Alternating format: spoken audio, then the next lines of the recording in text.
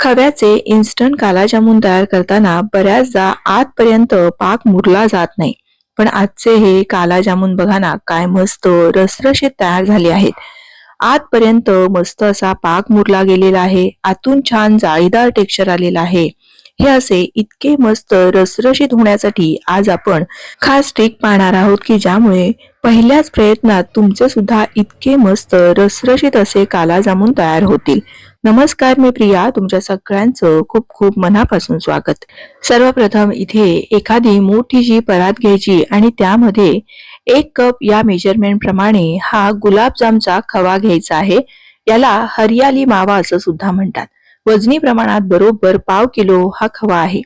आता यामध्ये आपल्याला सगळ्यात महत्वाचं जिन्नस घालायचे ते म्हणजे पनीर, आणि हे पनीर वजनी प्रमाणात बरोबर 75 ग्रॅम इतकं आहे.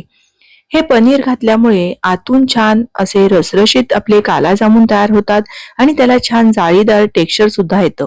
त्यामुळे आपल्याला यामध्ये हे 1/2 कप इतकं किंवा 80 ग्रॅम इतकं पनीर हे घालायचंच आहे. आता हे पनीर जरी आपण किसून घेतलं असेल तरी सुद्धा या हाताच्या तळव्याने ना आपल्याला चांगलं असं हे पनीर आणि मावा एकजीव करून घ्यायचा आहे. माव्यामध्ये सुद्धा लहान लहान कण असतात. त्याचबरोबर जरी पनीर आपण किसून घेतलं असेल तरी सुद्धा त्यामध्ये सुद्धा अगदी बारीक बारीक कण असतात.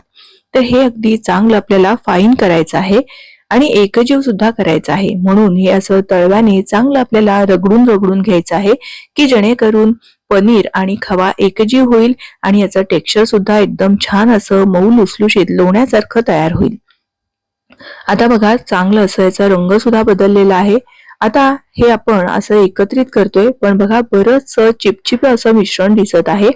त्यामुळेच आपल्याला बाइंडिंग साठी थोडासा मैदा घालायचा आहे. मी या टेबलस्पूनने बरोबर 2 टेबलस्पून इतका मैदा घालणार आहे. 1/2 किलो खवा आणि 80 ग्रॅम आपलं हे जे पनीर होतं या प्रमाणासाठी 3 ते 4 टेबलस्पून इतका आपल्याला मैदा घालावा लागतो. कधी कधी जर खवा खूप ओलसर असेल तर 5 टेबलस्पून इतका सुद्धा आपल्याला मैदा घालावा लागेल. पण 5 टेबलस्पून पेक्षा जास्त मैदा अजिबात घालायचा नाही. मी आतापर्यंत 2 टेबलस्पून इतका मैदा घातलेला आहे, कारण मी घेतलेला खवा बराचसा घट्ट होता. पण तरी सुद्धा मला हे मिश्रण अजूनही असं थोडंसं चिपचिप लागत आहे, म्हणून मी आणखीन 1 टेबलस्पून इतका मैदा यामध्ये घातलेला आहे. पण आता तुम्ही म्हणाल की मैदा बरोबर आपला झालाय की नाही झालाय हे कसं ओळखावं? तर बघा, हे मिश्रण मी असं गोल गोल परातीपासून फिरवतीये, तर बघा परातीपासून हे विलग व्हायला लागलेलं आहे. परातीला मिश्रण चिकटत नाहीये. याचाच अर्थ काय? तर यामध्ये आता आपल्याला पुन्हा मैदा घालण्याची गरज नाही. असं गोल गोल फिरवत राहायचं. मिश्रण परातीला सोडायला लागलं की आपलं मिश्रण हे बरोबर झालेलं आहे आणि यामध्ये मैदा घालण्याची गरज नाही असं ओळखावं. आता यामध्ये आपल्याला थोडीशी पिठी साखर घालायची. मी अर्धा चमचा इतकी ही पिठी साखर यामध्ये घातलेली आहे. यामुळे या कालाजामुनला रंग सुरेख येतो. आणि त्याचबरोबर अर्धा चमचा पोहे खायच्या चमच्याने म्हणजे अर्धा टीस्पून इतकं आपण यामध्ये बेकिंग पावडर घातलेली आहे. बेकिंग पावडरने ना कालाजामुन फुटत नाहीत तळताना, पण त्याला छान असं जाळीदार टेक्स्चर येतं. आता हे बेकिंग पावडर आणि आपण घातलेली पिठी साखर ही चांगली यामध्ये एकजीव करून घ्यायची आहे.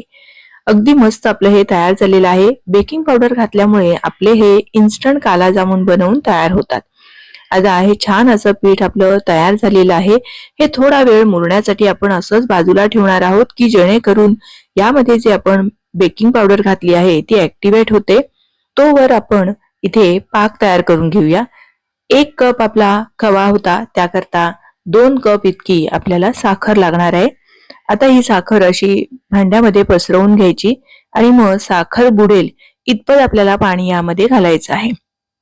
साधारण 1.5 कप इतकं मी पाणी घातलेलं आहे. 2 कप साखर होती, 1.5 कप पाणी घातलेलं आहे. आता गॅस चालू केला आणि तळाशी साखर चिकटायला नको म्हणून हे तळापासून असं हलवून घेतलं की जेणेकरून तळाशी साखर चिकटणार नाही किंवा करपणार नाही. आता यामध्ये मी थोडंसं केशर घालणार आहे. केशर घालणे ऐच्छिक आहे, पण हे हातावर थोडंसं असं चुरून घालणार आहे की जेणेकरून याचा रंग सुद्धा आणि सुवास सुद्धा दोन्हीही या पाकामध्ये छान उतरेल. आणि त्याचबरोबर 2 ते 3 हिरव्या वेलच्या थोड्याशा अशा फोडून घालायच्या आहेत, म्हणजे त्याचा स्वाद यामध्ये अगदी मस्त असा उतरतो. आता हे चांगलं असं तळापासून हलवून घ्यायचं आहे साखर पूर्णपणे विरघळली पाहिजे आणि मग त्याला चांगली अशी उकळी आली पाहिजे. साखर पूर्णपणे पाण्यामध्ये विरघळली आहे आणि चांगली अशी मिनिटभराची आपल्याला उकळी काढून घ्यायची आहे. यापेक्षा जास्त वेळ उकळायचा नाही, नाहीतर पाक खूप घट्ट होतो आणि मग तो गुलाबजाममध्ये किंवा काला जामुनमध्ये आतपर्यंत मुरला जात नाही. आता बघा, हे असं मी बोटावर घेतल्यानंतर मला थोडस असं तेलकट लागल्यासारखं वाटतंय आणि किंचित असं चिपचिपे वाटते, म्हणजे मध कशी असावी ना तसं वाटतंय. आता मी गॅस बंद केलेला आहे. आता यामध्ये काय करायचं तर थोडस अगदी अर्धा चमचा लिंबाचा रस घालायचा आहे, की जेणेकरून पुन्हा साखरेचे क्रिस्टल तयार व्हायला नको आणि काला जामुनवर पांढरे पांढरे साखरेचे कण किंवा थर जमा होत नाही. आता यावर आपल्याला झाकण ठेवायचा, म्हणजे आपण जेव्हा काला जामुन या पाकामध्ये घालू त्यावेळेस पाक कोमट असेल. आता लगेच आपण याचे गुलाबजाम तयार करणार आहोत, पण मी तुम्हाला त्याआधी हे पीठ दाखवते. बघा, मस्त असं याला जाळीदार टेक्स्चर आलेलं आहे आणि ना एकदम छान असं फर्मेंटेड मिश्रण कसं व्हावं ना तसं हे तयार झालेलं आहे. आपण यामध्ये बेकिंग पावडर घातल्यामुळे हे आपले इन्स्टंट काला जामुन बनवून तयार होतात. आता यामधला एकच गुलाबजाम तयार करतेय. तर बघा, सुरुवातीला घट्ट जोर देऊन मग हे असं आपल्याला हळूहळू प्रेशर रिलीज करत मग हा असा गोल गोल गुलाबजाम किंवा हा काळा जामुन वळवून घ्यायचा आहे. आता हा आपण एकच सुरुवातीला तेलामध्ये तळून पाहणार आहोत. तळाला घालताना तेलाचं टेम्परेचर फार असं अगदी खूप गरम नसावं आणि असं तेल ना हलवत राहायचं आहे, म्हणजे तळाशी अजिबात एकही गुलाबजाम किंवा काला जामुन आपला चिकटत नाही. बघा, हळूहळू तरंगून तो वर आला, याचाच अर्थ आतपर्यंत मस्त असं हा तळला जात आहे. आतपर्यंत व्यवस्थित तळतो आणि जाळीदार तयार होतो त्यावेळेस तो असा तरंगायला लागतो. हळूहळू हळूहळू मस्त असायला गडद रंग येतो आणि अजिबात हा आपला काला जामुन तेलात फुटला नाही, याचाच अर्थ आपलं बेकिंग पावडर आणि मैद्याचं प्रमाण अगदी बरोबर झालेलं आहे. आता बाकीचे सुद्धा सगळे काले जामुन याच पद्धतीने तयार करायचे. मी ना फार मोठे तयार केले नाहीयेत, 1 टेबलस्पून या मापाप्रमाणे तयार केलेले आहेत.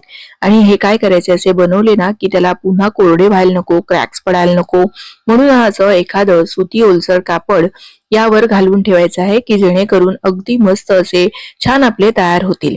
कारण जर कधी वरचं आवरण कोरडं पडलं ना तर मग मात्र पुन्हा तेलामध्ये जाऊन त्याला क्रॅक्स येण्याची भीती असते. त्यानंतर तिथून काला जामुन फुटण्याची सुद्धा शक्यता असते. म्हणून हे असे सगळे काला जामुन वळेपर्यंत आपण हे असे झाकून ठेवायचे आहेत. साधारणपणे 40 आपले या प्रमाणामध्ये काला जामुन तयार होतात. आता एका हाताने तेल असं हलवत राहायचं आहे. गॅस अगदी लहान केलेला आहे. मंद आचेवर पेशन्स ठेवून आपल्याला हे काला जामुन तळून घ्यायचे आहेत. एका हाताने तेल हलवत राहिलं म्हणजे कढईच्या तळाशी अजिबात एकही गुलाबजाम किंवा काला जामुन जे काही असेल ते असं चिकटत नाहीत आणि एकसारखा रंग येतो. चिकटल्यामुळे बऱ्याचदा तिथूनच गुलाबजाम फुटतो आणि मग तो असा बिखरल्यासारखा होतो किंवा तेल सगळं खराब होतं. तर सगळे तरंगून वर आलेले आहेत. रंग सुद्धा मस्त असा सोनेरी आलेला आहे. पण या रंगावर जर तुम्ही गुलाबजाम तळले ना तर ते पाकात जाऊन आणखीन थोडेसे फिके होतात. पण सगळ्या बाजूने एकसारखा रंग येण्यासाठी बघा, झाऱ्याच्या या तळाने असं गोल गोल फिरवायचं आहे, की जेणेकरून सगळ्या बाजूने गोल गरगरीत असे हे मस्त एकसारख्या रंगावर तळलेले आपले गुलाबजाम किंवा काला जामुन तयार होतात. गुलाबजाम करण्यासाठी मी साधारण असा थोडासा गडद रंग आला की मग असे गुलाबजाम मी तयार करते, की जेणेकरून पाकात गेल्यानंतर जो आपला नेहमीचा रंग असतो ना तसा येतो. म्हणून थोडेसे असे गडद असताना मग तुम्ही गुलाबजाम करणार असाल तर ते पाकामध्ये सगळे घालून घ्यायचे आहेत. पण जर तुम्हाला काला जामुन करायचा असेल तर यापेक्षा सुद्धा थोडासा गडद रंग यायला पाहिजे. आता गॅस थोडासा मोठा करून आपल्याला आणखीन मिनिटभर हे चांगलं असं तळून घेतल्यानंतर बघा, आणखीन छान मस्त असा डार्क चॉकलेटी रंग आलेला आहे.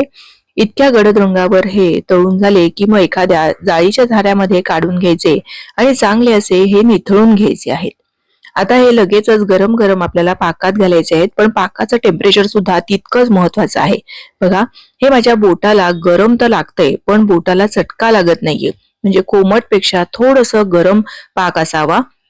अशा गरम पाकामध्ये गरम हे गुलाबजाम घालायचे आहेत अगदी थंड पाकामध्ये घातले तर त्यामध्ये आतपर्यंत पाक मुरला जात नाही आणि जर थंड झालेले गुलाबजाम जरी घातले तरी सुद्धा पाक मुरला जात नाही. म्हणून गरम गुलाबजाम गरम पाकामध्येच घालायचे आहेत. अति गरम पाकात नाही तर बोट बुडेल इतक्या गरम पाकामध्ये घालायचे, म्हणजे एकसारखा पाक मुरला जातो. या काला जामुनचं वरचं आवरण थोडंसं कडक असतं, कारण आपण बराच वेळ ते तळलेले असतात, तर त्याला मुरण्यासाठी थोडासा जास्तीचा वेळ लागतो. तर साधारण 5 ते 6 तास मी असेच ठेवले होते की जेणेकरून मस्त असे ते पाकामध्ये मुरले गेले. आणि एकदा दोनदा वर खाली असे हलवले होते, खालचे वर वरचे खाली गेले, म्हणजे सगळ्या गुलाबजाम मध्ये एकसारखा पाक मुरतो. बघा काय मस्त रसरशीत आपला हा काला जामुन बनवून तयार झालेला आहे. मी तुम्हाला हा काला जामुन कट करून दाखवते, म्हणजे तुम्हाला लक्षात येईल की अतिशय मस्त जाळीदार असे हे आपले काले जामुन तयार झालेले आहेत. बघा मार्केटमधून आणतो तसेच हे असे रसरशीत तयार झाले आहेत, कारण आपण यामध्ये पनीर घातलं, त्याचबरोबर यामध्ये आपण जे बेकिंग पावडर घातलं, त्यामुळे हे असे मस्त रसरशीत तयार होतात.